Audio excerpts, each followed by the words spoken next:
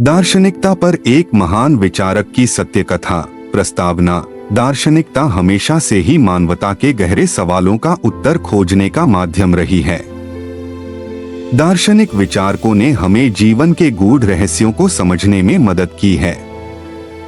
ऐसी ही एक दार्शनिक कथा है जो एक महान विचारक की आत्मज्ञान की कहानी को बयां करती है। इस कहानी में हम जानेंगे कि कैसे एक साधारण व्यक्ति ने अपने जीवन की कठिनाइयों और संदेहों को पार करके सच्चे आत्मज्ञान को प्राप्त किया। प्रारंभिक जीवन। यह कथा प्राचीन भारत की है, जहां एक छोटे से गांव में अर्जुन नामक एक युवक रहता था। अर्जुन का परिवार गरीब था, लेकिन वे सभी अपने जीवन से संतुष्ट थे। अर्जुन हमेशा से ही विचारशील और जिज्ञासु स्वभाव का था। उसे जीवन के गहरे सवाल परेशान करते थे। हम यहाँ क्यों हैं? जीवन का उद्देश्य क्या है? सच्चा सुख क्या है? अर्जुन ने अपने गांव के बुजुर्गों से इन सवालों के उत्तर पूछने की कोशिश की, लेकिन किसी के पास ठोस उत्तर नहीं थे। यह निराशा अर्जुन को और भी बेचैन कर देती थी। वह समझ नहीं पा रहा था कि उसकी आत्मा को संतोष कैसे मिलेगा। गुरु की खोज। एक दिन अर्जुन ने सुना कि एक महान दार्शनिक गुरु स्वामी ज्ञानानंद पास के एक आश्रम में रहते हैं और वे अपने शिष्यों को आत्मज्ञान की राह दिखाते हैं। अर्जुन ने अपने माता पिता से आज्ञा ली और उस आश्रम की ओर चल पड़ा। आश्रम पहुंचकर अर्जुन ने स्वामी ज्ञानानंद से मिलकर अपनी जिज्ञासाओं को शांत करने का आग्रह किया। स्वामी ज्ञानानंद ने उसे अपने शिष्य के रूप में स्वीकार कर लिया और उसे ध्यान, योग और वेदांत की शिक्षा देना शुरू किया। आध्यात्मिक यात्रा। स्वामी ज्ञानानंद ने अर्जुन को सिखाया कि आत्मज्ञान केवल बाहरी दुनिया के बारे में नहीं है, बल्कि यह अपने भीतर की गहराइयों में उतरने की प्रक्रिया है। उन्होंने अर्जुन को बताया कि आत्मज्ञान के लिए ध्यान, आत्मचिंतन और आत्मनिष्ठा की आवश्यकता होती है। अर्जुन ने स्वामी जी के निर्देशों का पालन करना शुरू किया।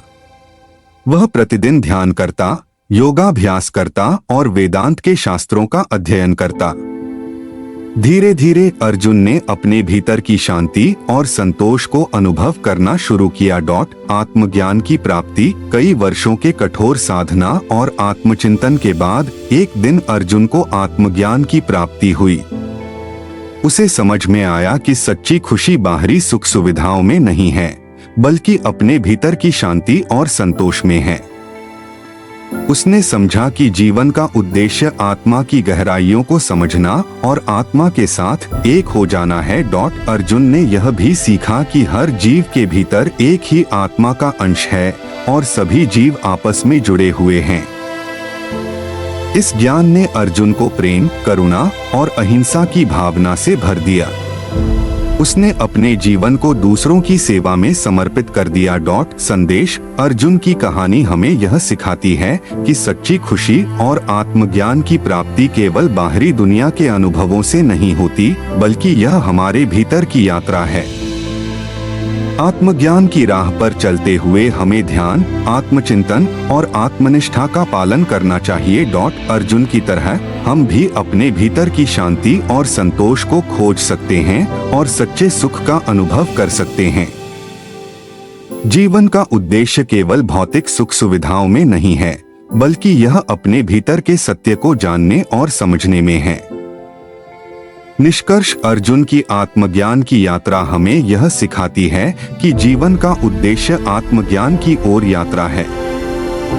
हमें अपने भीतर की गहराइयों को समझना और आत्मा के साथ एक हो जाना चाहिए। इस प्रक्रिया में हमें प्रेम, करुणा और अहिंसा को अपनाना चाहिए और दूसरों की सेवा में अपना जीवन समर्पित करना चाहिए।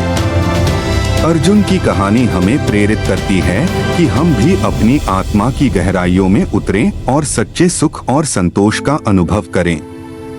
आत्मज्ञान की यह यात्रा हमें जीवन के सच्चे उद्देश्य की ओर ले जाएगी और हमें एक संतुष्ट और खुशहाल जीवन जीने में मदद करेगी। कई वर्षों के कठोर साधना और आत्मचिंतन के बाद